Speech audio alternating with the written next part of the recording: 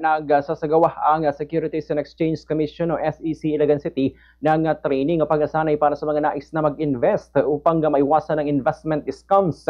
Ayon kay Ramon King Ballesteros, Security Specialist 2 ng SEC Iligan City, layo ng programa na ipaalam sa publiko ang iba't ibang modus ng mga scammers. Kabilang sa mga ito ang co-ownership na walang legal na dokumento, maling asosasyon ng brand, pekeng track record at paggamit ng hindi rehistradong pangalan ng negosyo. Lumulobo rin ang modus ng paggamit ng pangalan ng kilalang brand kahit walang pahintulot mula sa kumpanya. Binigyang diin ng SEC na tanging lisensyadong dealer, broker at investment solicitor lamang ang legal na makakatanggap ng investment mula sa publiko. Tinalakay rin niya ang mga reklamo laban sa ilang online lending platforms tulad ng mga abusadong collection practices na mga ito, mataas na interest rates at paglabag sa data privacy rights.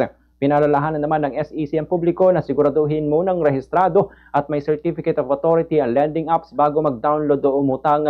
Huwag din basta-basta magbigay ng access sa contacts, mga litrato, mensahe at social media accounts. Anya, ang lehitimong apps ay hindi humihingi ng labis na permission. Iwasan din ang mga link mula sa mga SMS, email o social media na nag-aalok ng mabilis na loan. Huwag ding tanggapin ang loan kung masyadong mabilis ang approval ng walang tamang proseso at dokumento. Ganito ang bahagi ng pahayag ni Ginoong Ramon King Ballesteros, Security Specialist 2 ng SEC Iligan City.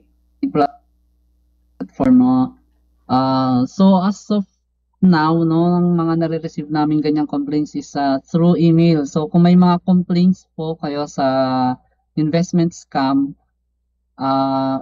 mag-email lamang po sa secilagan@sec.gov.ph.